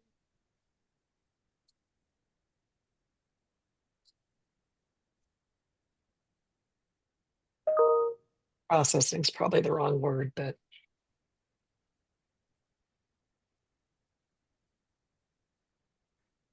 What, for disposition or for what? sure, that sounds I would good. just leave it with a period. No, just All right. Oh, okay. Fair All enough. right. Yeah. Should the NCAC be directed to provide records not available on the NCAC website, costs shall be collected? How's that? And will they be collected by Tillamook County, Community Development, or NCAC?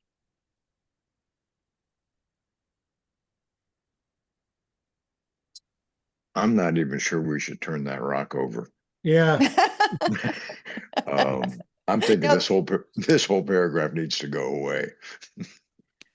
Very simply. Yeah, I think you're right.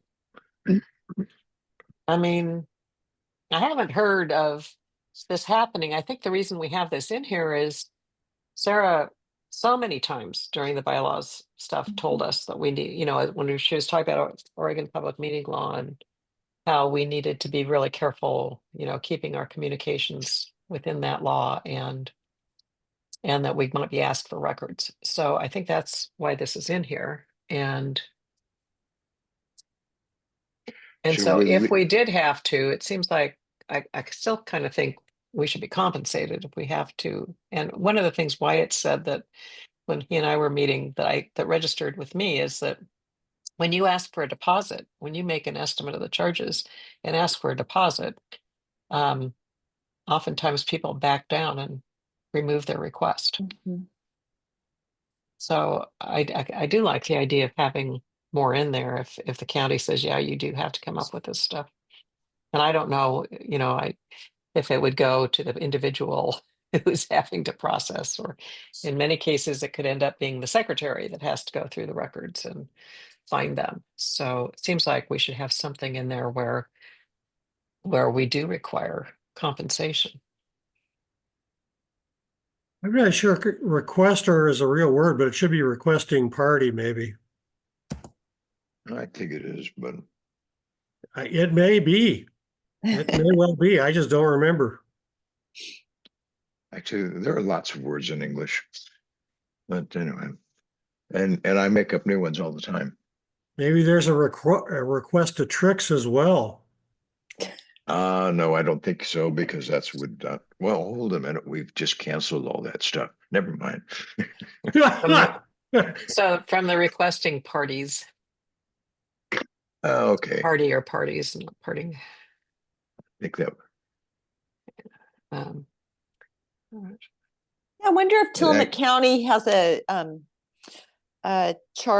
cost sheet on their website when people make public record requests. To Um, guide us. yeah. Yeah, It's- I'm not sure it's- they do, Susan, but the state would have it for the county. And- As opposed, I don't know that the state gets all that specific, but they certainly do have a guideline for the counties to follow about charging. Mhm.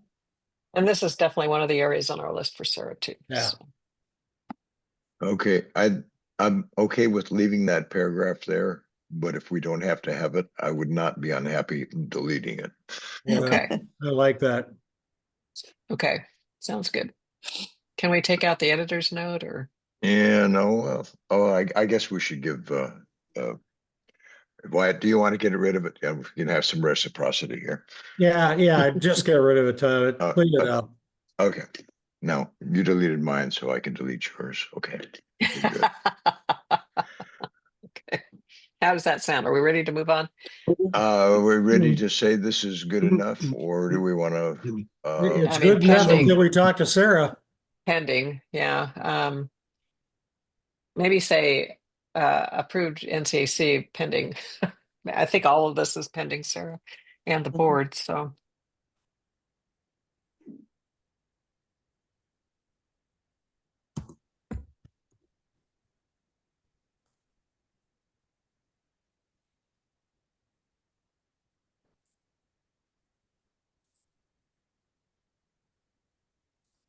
I'm good. yeah. Rather than you watching me misspell things, I will fix that later. Okay, That's Should- done. that one's done. Um, Monitoring task force. So we have got a lot of good work here.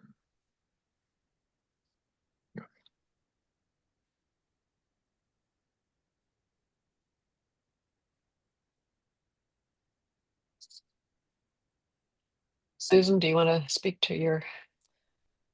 Yeah, sure. Yes. Just in a nutshell, I had a really good conversation with Guy Siebert, who is the person who actually suggested that we do a monitoring task force.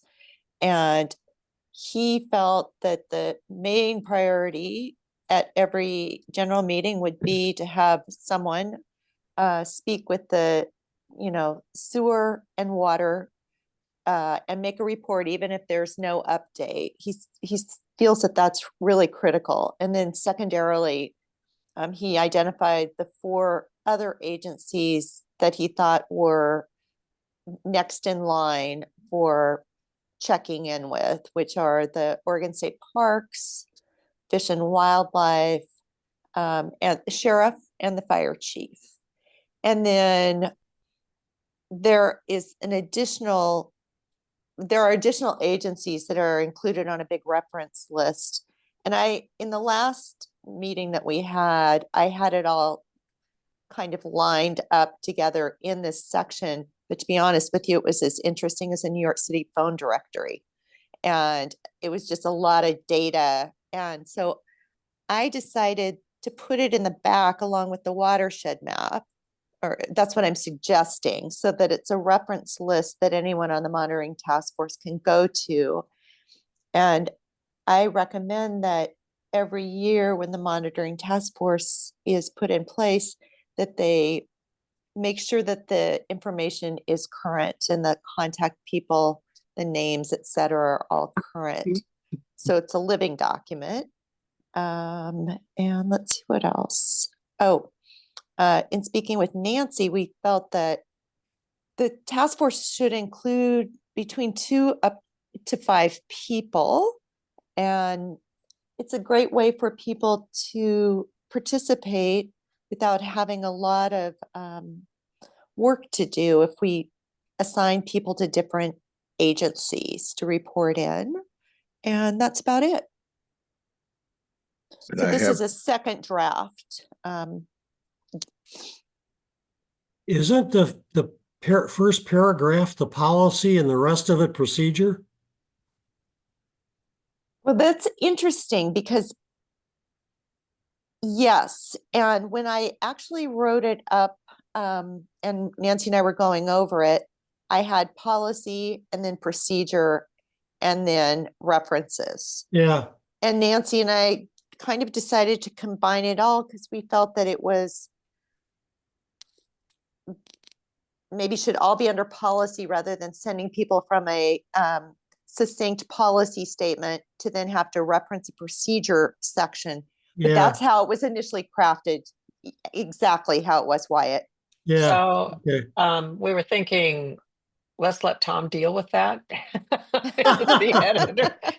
Because frankly, I'm still struggling with what the difference is on having people go back and forth between policies and procedures. But I really liked the idea of putting these different organizations under references. That was Susan's suggestion, was to making it easy to update as necessary. And she went through and checked all of these different contact places. So we kind of, I think she did have it broken out, and we just weren't really sure. I think initially it was put under procedures, but we felt like it really belonged, at least the first part belonged under policy, because the communications task force and the outreach task force are under policies. And then there would be some procedural stuff. But it was hard to tell whether some of these things, like she broke down into first priority, second priority, based on what Guy was saying. Like Guy was saying, apparently that the sanitary authority and the regional water districts should have a report at every NCAC membership meeting. I don't know what you think of that, Mark. We were going to ask you about that, but apparently there's tons of stuff happening with those two. And then the others would be more, would be reported on as they have relevant information. well, I see the center stuff as procedures. The Okay. first and last paragraphs are general directives. Okay.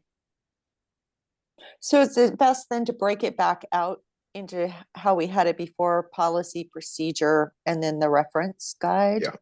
Yeah, I think that makes the most sense. Okay. With policies, we should be able to look at them and say, okay, here's the general philosophy of where we're going. Mm-hmm. Procedures is this is how you do it, and Mm-hmm. references, this is the information you need to do it. Okay. Mm-hmm. So do you want to move this to a new procedure? Highlighted text?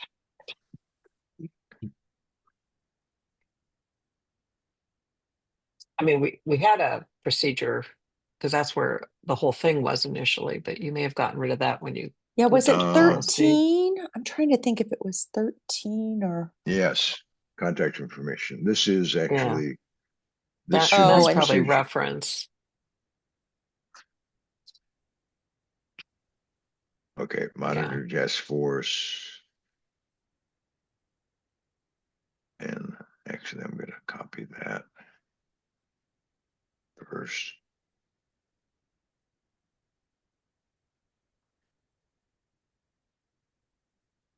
And we go down to here to references, and I'm going to violate my own rules and make it because I don't want to mess up the maps. Uh-huh. Oh. And make this one into a, pardon me while I do this. Whoops, sorry. Okay. Let me get that out of the way. I don't know if you saw that or not. Okay, so that needs to be, boom. Needs to be a reference. Okay. Actually, I think I've just screwed myself up because I did it 2 copies. I'm really not as well as I thought I was. Oh, I'm sorry to hear that. Let me get Doing over to awfully the, well. let me get over to the other document. Because I just Can you lost cut and all- paste it from my email? Does that make I it can- easier? I can cut and paste it from R18, which, come on. Come.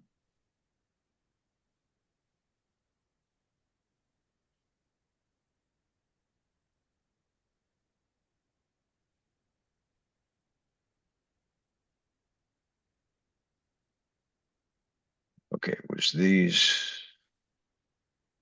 Okay, I think you already moved those. Yeah, that went Did to I? So you can procedure. take Yeah. that, so you can take that out. okay, And then her list of, okay, her yeah, list, okay. yeah, I lost track of what I was doing. yeah. So the list that you had in the policy part needs to move to references. Yeah.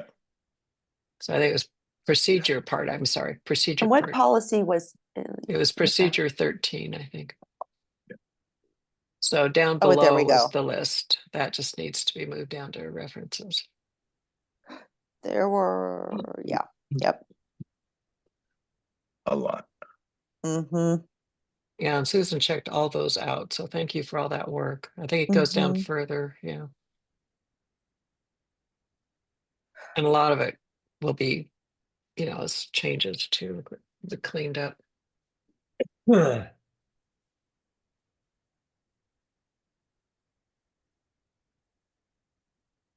I'm going to have a serious amount of cleanup to do.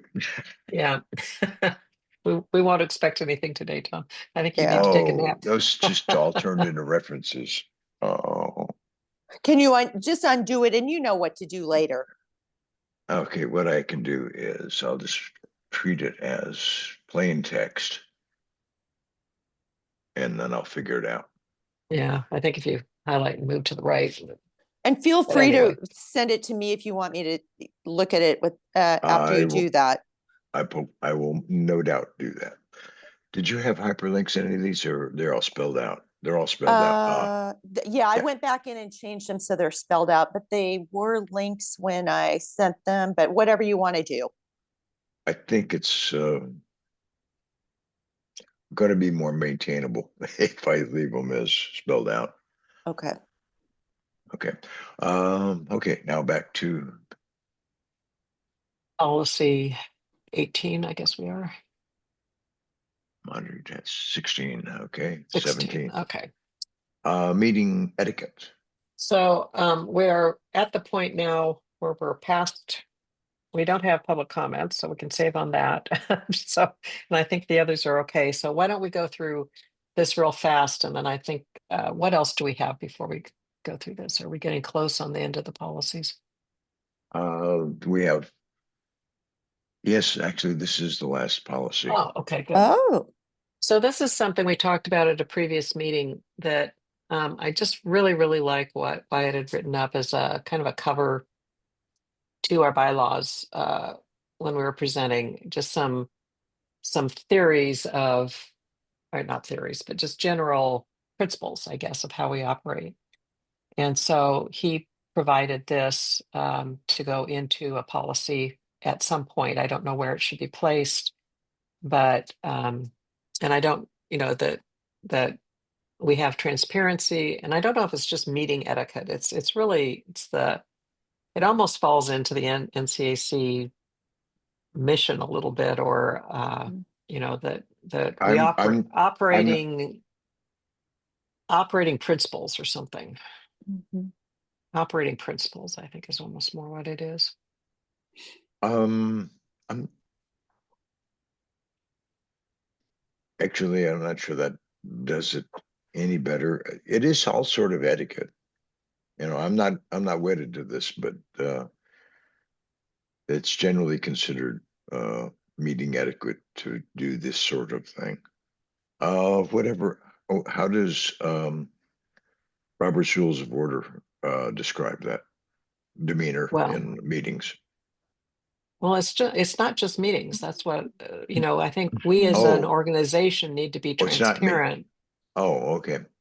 So it's not just meetings, okay? It's like it's operational principles, I think, as an organization. Yeah, Standards and values. yeah, I like that. Yeah.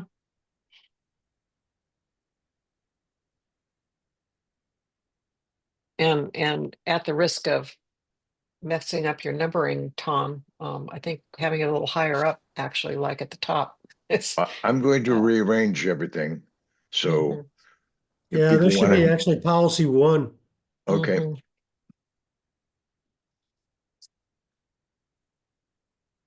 Hey, Mark, chime in on this. Have you had a chance to read this before? No, I was just reading it now. I I can, I do like, oh, go ahead, Tom. I was just going to say I can turn this into a better, more readable font here. I'll do the mark. There we go. Might be easier to read, not in red. Yeah. So in terms of the insert here, we need to think more about that. But just the parts that's not the insert here, just going through what we had is basically why it has taken the key parts of that excellent document that we attached to at the beginning of the bylaws, not in the bylaws, but as a letter, just talking about how we function as an organization. Yeah.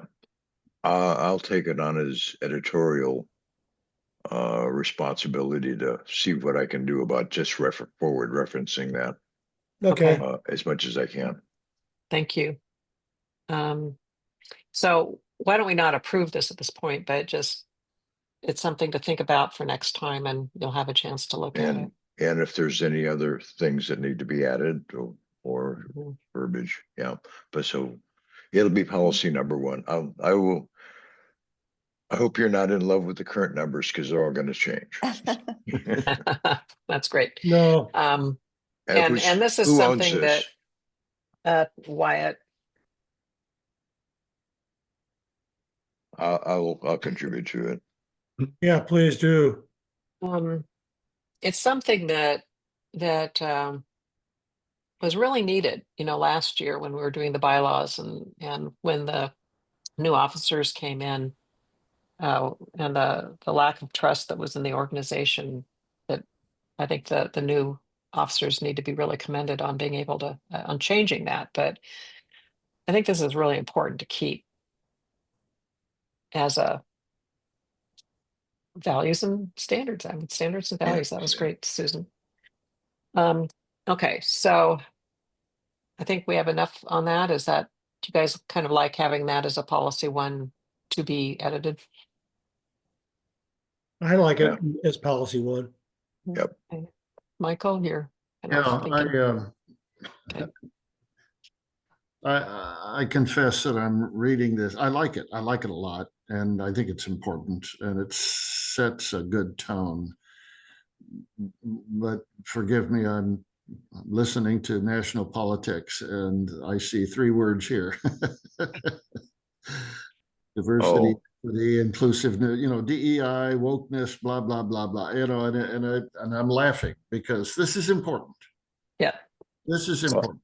I And- don't It care what they is. say. We Yeah. have, this is our, Yeah. This is ours. Evolve, the next evolution is to devolve to the counties, you see. Yeah. Within the context of national politics, Michael, I had the same reaction, but it seems to me that this is what the national people ought to be doing, and to hell with them. So Mhm. Yeah. Yeah. So I'm going to take us away from that now, and thank you all very much. We haven't had time to get to procedures, but I think we made a lot of progress today. When Tom sends out version 18, please take a look at the procedures, and we'll look at those for next time as well. I think I may start going to a 2-hour meeting going forward because we're kind of running out of time. yeah, Does anyone object to going from 9 to, actually, we're already doing a 2-hour meeting. Does anyone object to going to a 2.5-hour meeting going forward as necessary, no, going let's 9 to just get it 11:30? done, Nancy. Yeah, Yeah, Yeah. Okay. okay, so, okay. In terms of this document, I will try to capture as much as I can in terms of the changes, but it's probably going to be messy and probably Yeah. you're going to have totally to understandable. you're going to have to look at it that way. I've got to clean it up. Yeah, no problem, Thanks, Tom. Tom. Thank you for taking this on. Thank you very much. Okay, very quickly, feedback session planning.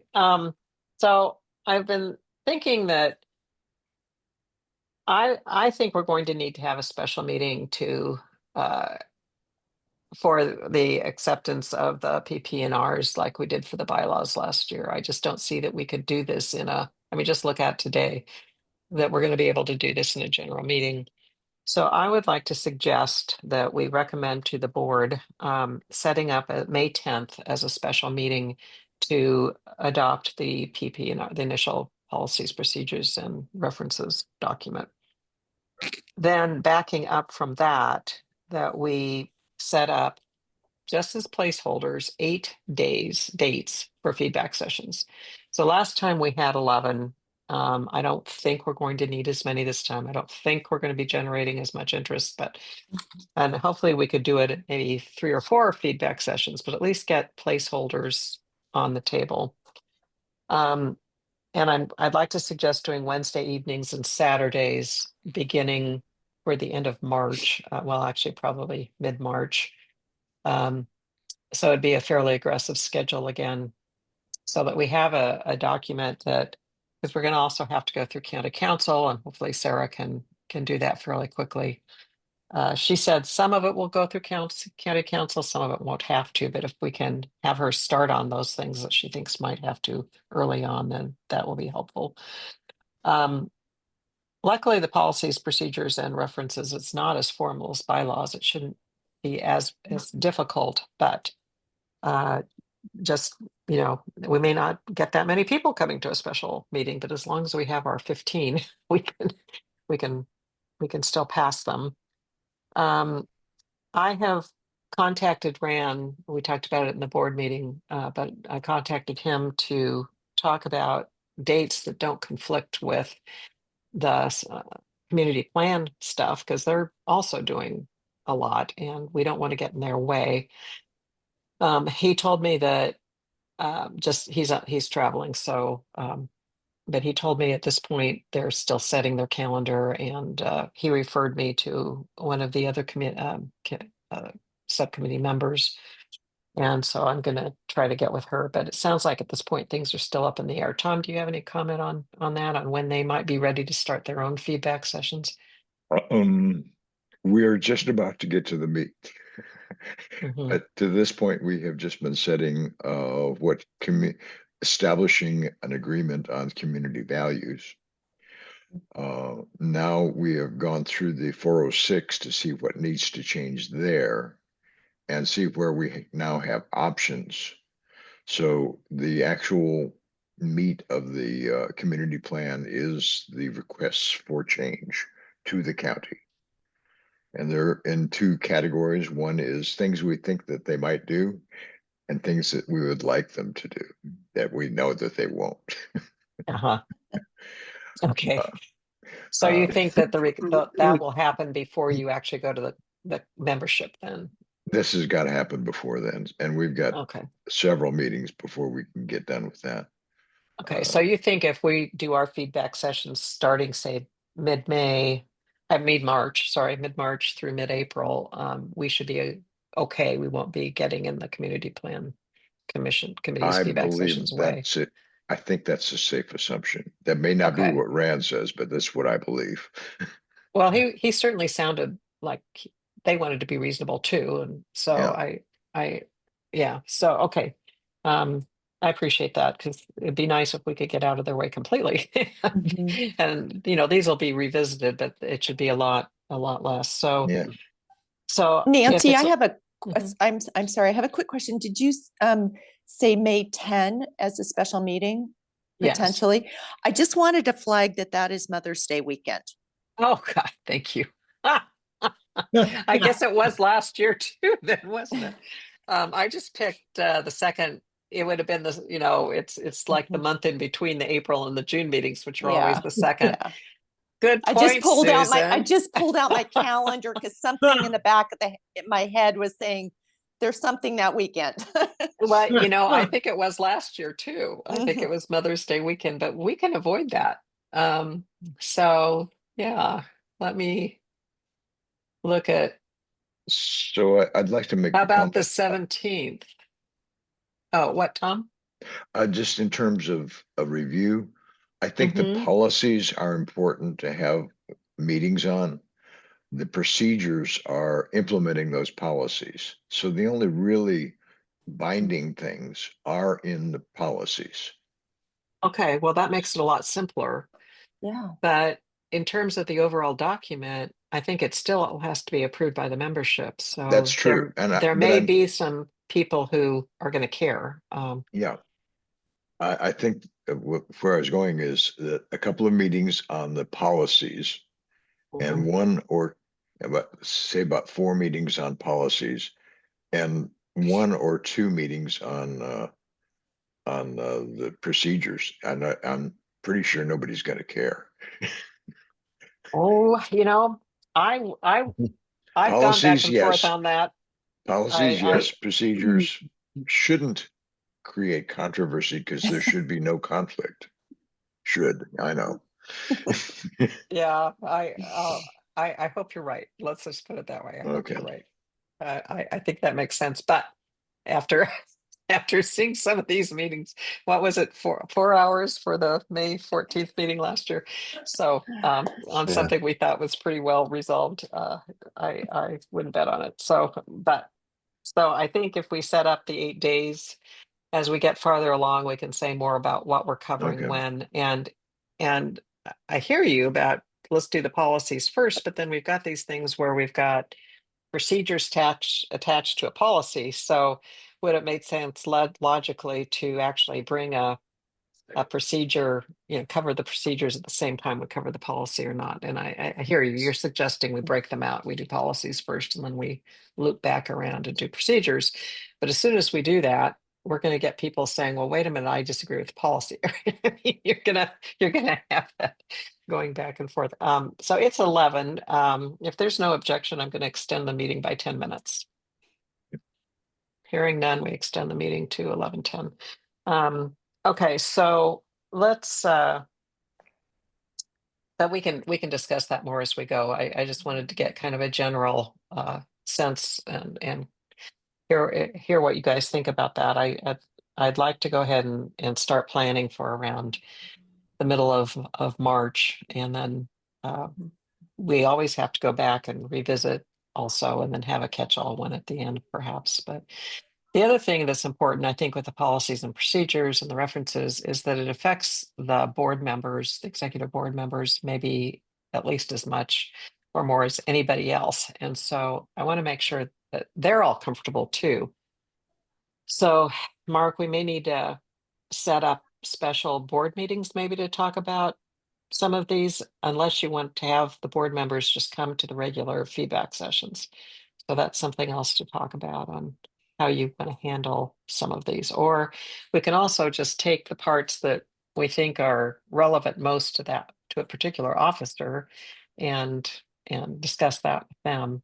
So there are different ways. So maybe you and I can talk offline about how it's best to get input from the executive board members. Okay. Okay, so does this sound reasonable to plan on May 17th? That gives us another week, which is kind of nice. Or we could even plan something in June. It's just in June we have the annual meeting. Yeah. So it seems like having yeah. something in May might be better as a special meeting.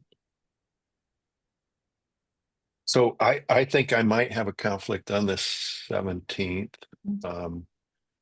But I don't want to, I don't want to squelch that now. So maybe we can just, let me look at that. Let me Maybe double do check it on the May calendar. 31st.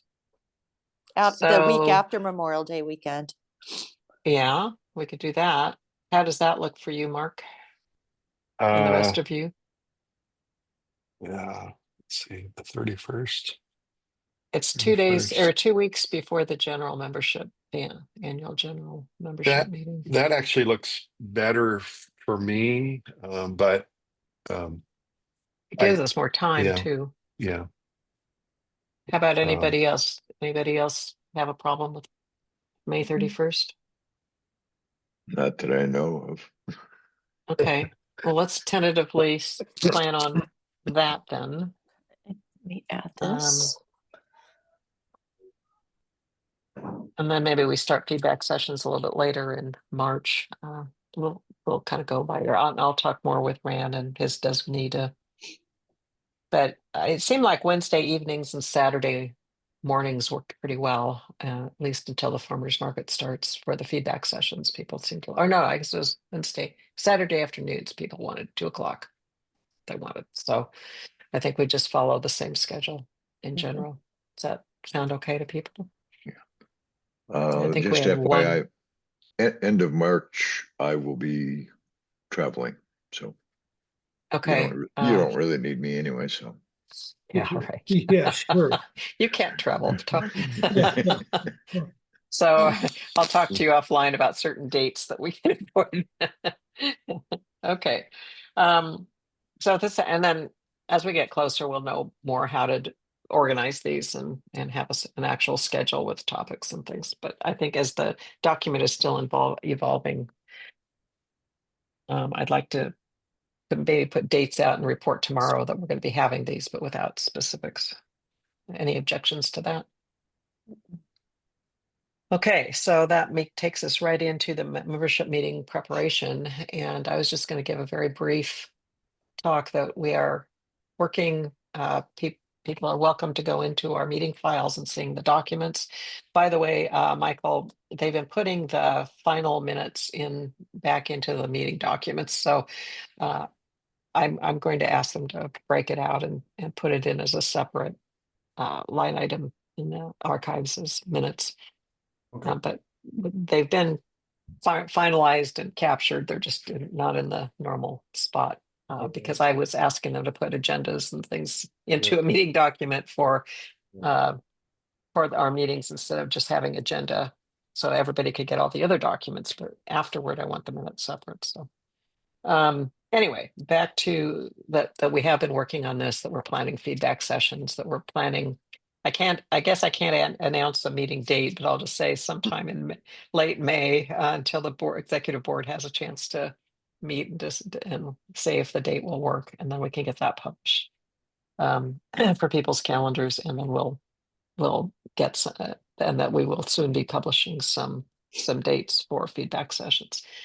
I think I may just ask for a show of hands what interest there is in attending feedback sessions for policies and procedures, just to get some kind of an idea where the temperature is. Last time we had it, I think at one point we had over 100 people showing up for Article 3, but then as things went on, we didn't have so many, but we usually had 15 at least at any of our feedback sessions. So I don't know, they haven't seen what they look like, so maybe it's not really time to ask for a show of hands. Show of hands, is that a straw vote or? Right. I think I'm just not going to do it, Okay. actually, because people haven't seen the document yet. So it's asking them to show interest on something they don't know what it is. So, okay. I think, does anyone have any other things they'd like me to report on tomorrow? Okay.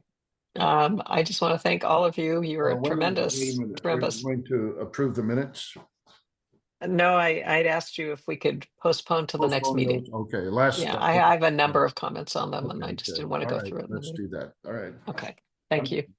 I'm fine. Okay, so yeah, in fact, I think I'd like to ask if you could please have them like at least 24 hours in advance, then have a chance to go back and Yeah, okay. check them more. Appreciate that. I appreciate you doing it. I know it's a big job. I'm secretary for another organization. I know exactly. In fact, my minutes are due, so that's what I'll be doing this afternoon. Okay, well, thank you. Thank you again, all of you. Tremendous. And Mark, thank you for joining us very much. You add so much value and appreciate it, but I don't want you to feel like you have to either, 'cause I know it's a burden. So No, it's fine. okay, well, thank you, all of you very, very much. And we'll see you hopefully tomorrow, and then we'll see you on February 21st for our next subcommittee meeting. Thank you. Okay, Thank take you. care. Yes, Bye-bye.